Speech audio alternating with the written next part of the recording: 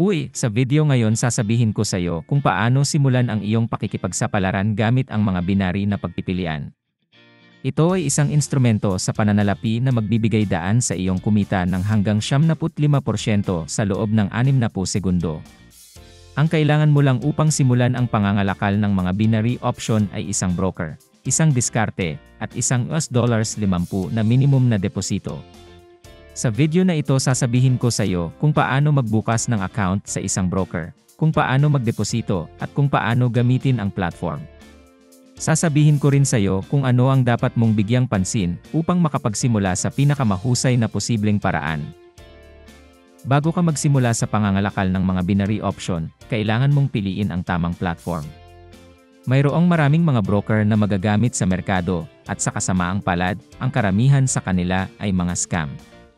Iyon ang dahilan kung bakit inirekomenda namin ang pagpili ng mga sikat na broker na nasa merkado ng hindi bababa sa ilang taon, may lisensya, at mataas na kita.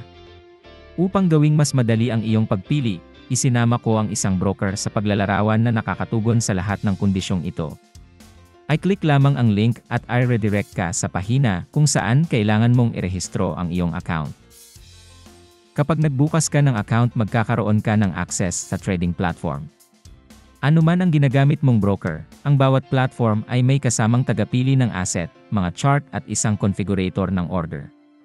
Kung mas advanced ang broker, mas maraming analytical tool ang makikita mo.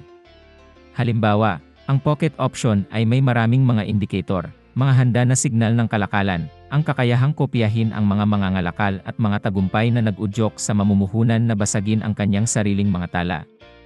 Sa kanang sulok sa itaas ng screen, maaari kang lumipat sa pagitan ng isang demo account at isang tunay na account.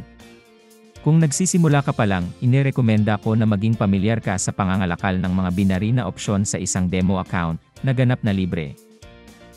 Sa aming opinyon, pinakamahusay na matutunan kung paano mamuhunan sa maliliit na halaga gamit ang isang tunay na account. Sa ganitong paraan, matututo kang kontrolin ang stress at hindi gumawa ng mga desisyon batay sa emosyon. Napakahalaga nito kung nais mong maghangad na maging isang profesional na mamumuhunan. Kung gusto mong magdeposito, mag-click sa Top Up na buton sa kanang sulok sa itaas ng screen at piliin ang iyong paraan ng pagdeposito. Inirekomenda namin ang pagdeposito ng pera gamit ang isang card o mga online na wallet. Maaaring hindi available ang ilang paraan ng pagdedeposito kung hindi mo pa na-verify ang iyong account. Ngunit pag-uusapan ko iyan sa dulo ng video na ito. Pagkatapos magdeposito, oras na para mag-trade. Piliin ang pairs ng currency kung saan ka interesado mula sa tagapili ng asset. Iminumungkahi ko ang pagpili ng mga pares ng pera na may pinakamataas na kita. Kung mas mataas ang returns, mas mababa ang statistical advantage ng broker. Nangangahulugan ito na mas madali kang kumita ng pera sa katagalan kaysa sa isang taong nakikipagkalakalan ng mga pares ng currency na may return na mas mababa sa 75%. Pagkatapos ay kailangan mong ihanda ang iyong unang diskarte sa pamumuhunan. Ang diskarte ay hindi kailangang maging komplikado at naglalaman ng maraming mga tagapagpahiwatig. Ang pinakamainam na sistema ng pamumuhunan ay dapat na pangunahing intuitive at malinaw na ipaalam kung kailan magbubukas ng isang posisyon. Gagamitin ko ang indicator ng stochastic oscillator bilang isang halimbawa. Kung ang mga linya ay bumalandra sa itaas na zone, nangangahulugan ito na kailangan nating magbukas ng lower na posisyon. Kung ang mga linya ay bumalandra sa mas mababang zone, binubuksan namin ang higher na posisyon. Ang indicator ay nagpapaalam sa iyo kapag ang market ay overbought o oversold. Ito ay isang napakasimpleng diskarte na perpekto para sa mga nagsisimula. Ito ay nagkakahalaga ng pag-filter ng mga signal at iwasan ang pangangalakal sa mga oras na hindi masyadong aktibo ang merkado. Upang magbukas ng posisyon, pumunta sa configurator ng order. Sa field na oras, piliin ang oras ng pag-expire. Dito iminumungkahi kong pumili ka ng pagitan ng 15 segundo hanggang 1 minuto. Sa field na halaga, magpapasya ka kung magkano ang gusto mong ipagsapalaran sa investment. Sa ibaba makikita mo ang kumpirmasyon kung magkano ang iyong kikitain kung ang iyong investment ay lumabas na kumikita.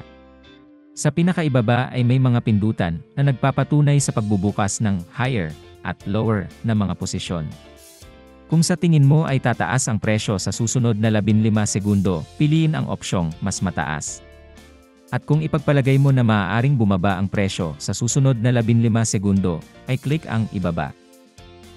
Tulad ng nakikita mo, ang mga binary na pagpipilian ay technical na napakasimple. Gayunpaman, ang pagiging isang kumikitang negosyante ay mahirap na trabaho na nangangailangan ng mga buwan ng pagsasanay. Sa makatuwid, huwag mawalan ng pag-asa kung ang iyong mga simula ay hindi kasing ganda ng iyong inaasahan. Tandaan na kung gusto mong mag-withdraw ng pera, kakailanganin mong i-verify ang iyong account.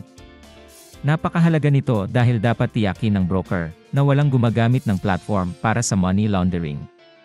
Sa makatuwid, upang ma-verify, dapat mong kumpletuhin ang iyong mga detalye at magpadala ng larawan ng iyong ID card at kumpirmasyon ng iyong address. Ang kumpirmasyon ng address ay maaaring isang bank statement o singil sa kuryente. Karaniwang tumatagal ng hanggang 3 araw ng trabaho ang iyong pag-verify. Sana nakatulong ang video. Hinihikayat ko kayong i-like ang video na ito at mag-subscribe sa channel. Hanggang sa muli.